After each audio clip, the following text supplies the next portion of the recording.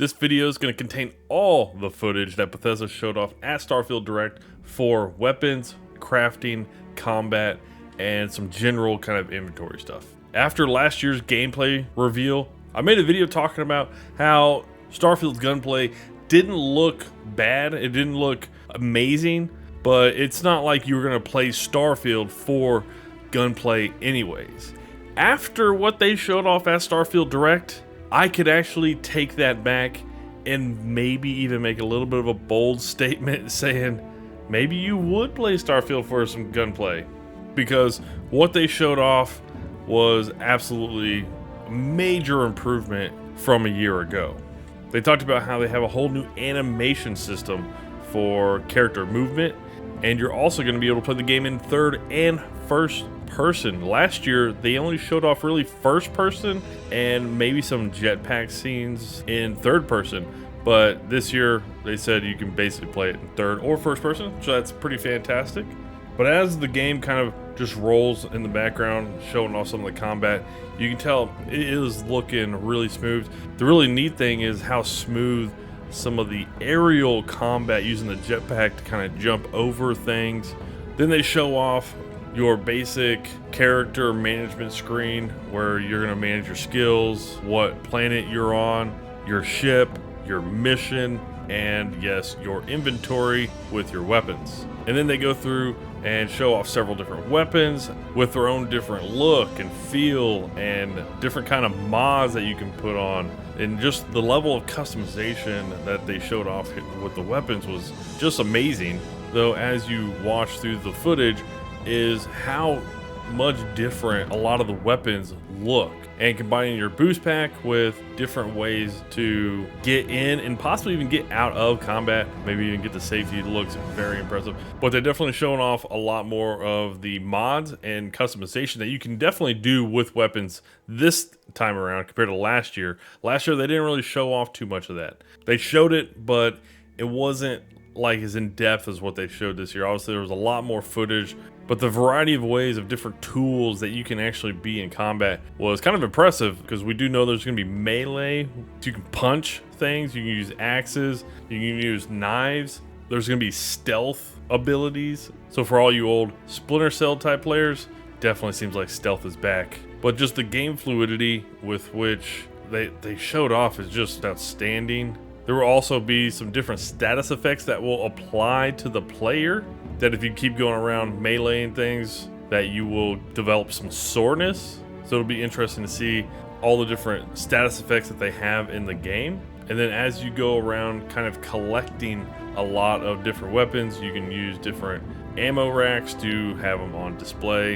And then if you are the pacifist type, you can just have your robot Vasco, or maybe even some of your other companions and crew members do most of the fighting for you, and maybe you don't have to.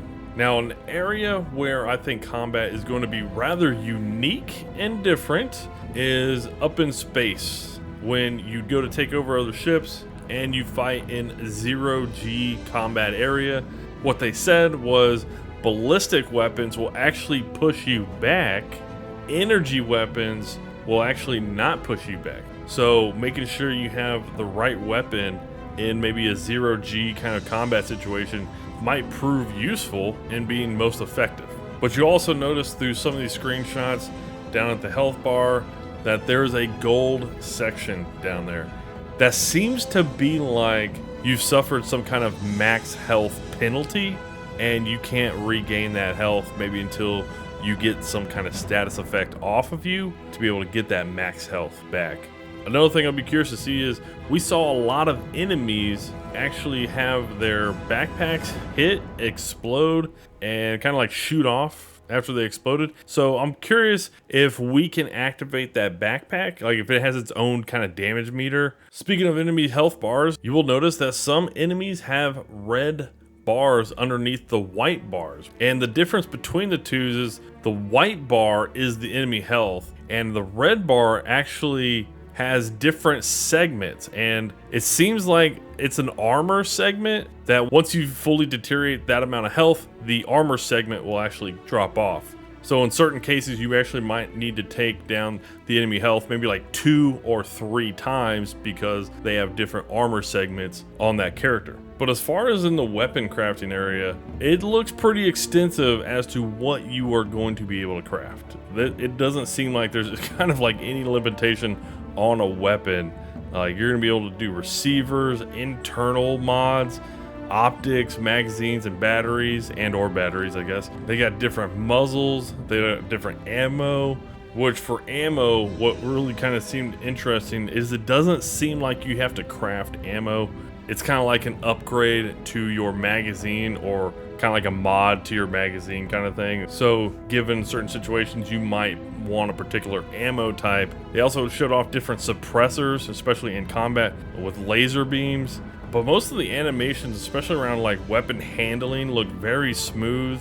A whole lot better than what they kind of showed off last year. So you can tell that they've definitely made some very serious upgrades in those areas. Another thing about the planets though is if you have a super cold planet, what's kind of interesting, if you blow up a water tanker, it will actually just burst into water crystal, or a big water crystal. So depending upon the environment you're in, things that you do in that environment might interact differently.